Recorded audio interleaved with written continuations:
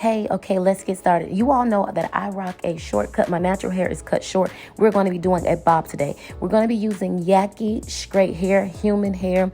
This is the color black, 10-inch, and we want to start on freshly clean hair. I'm about to spray Conceited hair water. It is a setting spray, very light. It is by Patrick Bradley. I spray this on my hair before styling it. And we sectioning off the hair. I want a natural bob, so I'm leaving out the perimeter of my hair in the front. We want to section this off. We're doing a middle part. So this is what I do because I'm natural. So I have an inch on each side out of my leave out. And the setting spray is a natural, leaving me with a natural shine, and it's from Concentrate. Now I am using foam on the part that I'm going to leave out just to give it a little weight to be separated. And then I'll go ahead and actually foam my whole head so that it can set. I'm getting ready to bond tracks on it. So this is one form of protection for my hair, the foam. Don't mind me, y'all. I'm excited about this new look. So you'll notice my part is to the curvature, to the mid curvature of my head. Just gives me a natural fall. Now I'm actually taking my hair and sectioning it off. If your hair is long, you might want to braid it. Now that it is dry, you want to then put a stocking cap and then the diamond shield.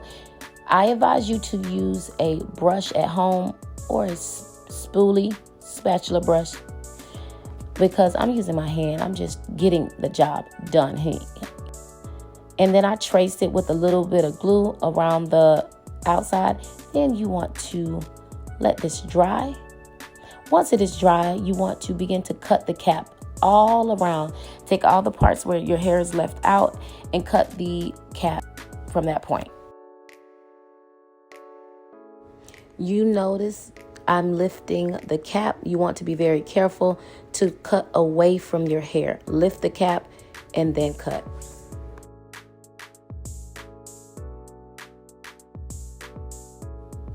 Now, when it comes to the back of the neck, you don't want to start gluing or put your cap all the way at the nape of the neck where your head turns, because it will hurt. So stop your cap a little bit above the nape of your neck. All right, I sprayed holding spray just as an added layer of protection. The harder the foundation is, the protected it is. You're gonna notice I am using 2 tracks at a time. I'm starting at the tip of my ear just to give that space. It just allows my bob to flow and sit a certain way. It does not need to be very low. I wanted a nice chic blunt bob, and I'm starting to track here, so you can follow along. Blow dry each weft. You want to spray each weft with the holding spray as well. This secures the weft.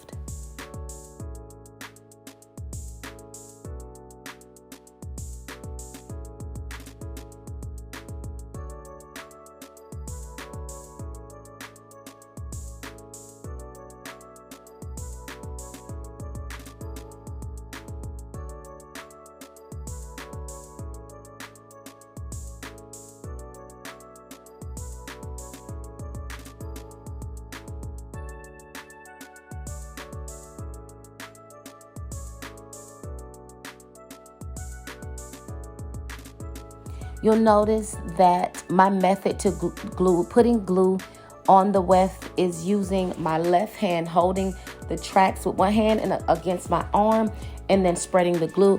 And notice that I am using a slightly horseshoe method. I do not want my bob to fall on my face, so I'm not over exaggerating the horseshoe, but just slightly. And I actually used only about 12 tracks. You can count it here, but I used about 12 full tracks for this bob. Again, I wanted it to be light, chic, and if you like the way my bob falls, this is what I did to get that look. Foundation is everything.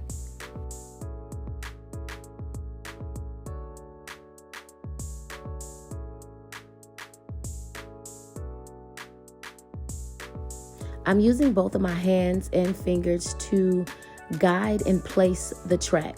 My right hand is being the guide as to where I want the track to go, and my left hand is making sure there's a good amount of space between each track and the fact that it's getting laid down.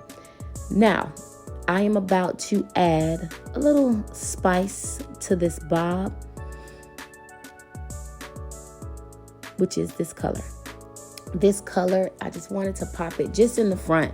You'll notice I'll put it midway, and then I'll put an actual another piece closer to the top. The more you add color pieces towards the top, it'll show. You add it towards the bottom, it actually will be hidden. Okay, so just keep bonding, horseshoe. And if you haven't noticed, I am using the 30-second glue, and the color pieces are 613. I actually toned them to give like an ash blonde.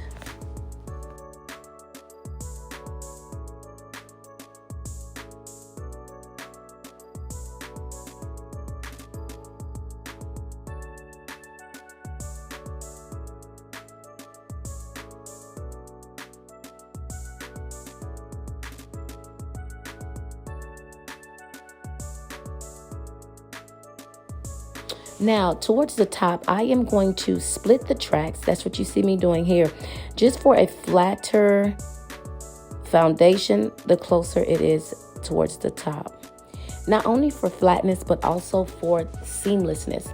It allows it to be seamless as my natural hair covers the weft.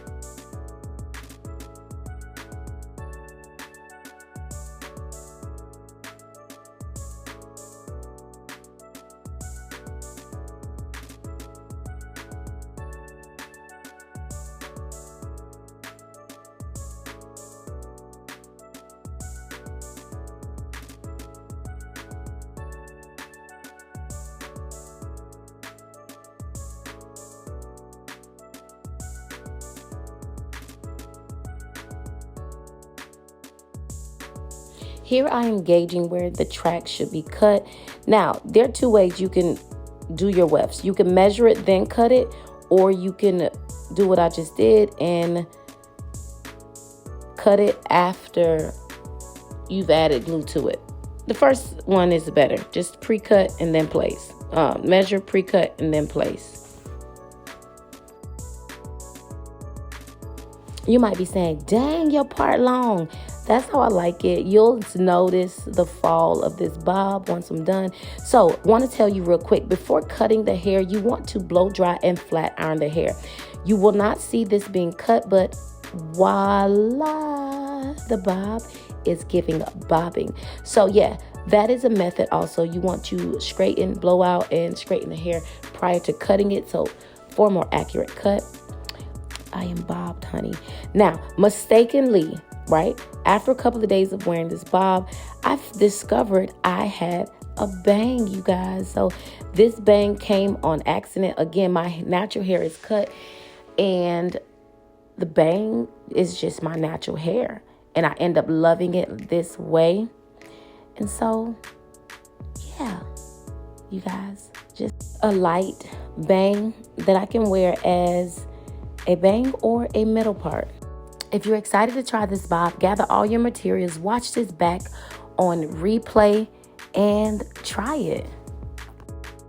Hope you guys enjoyed. Until next time, bye.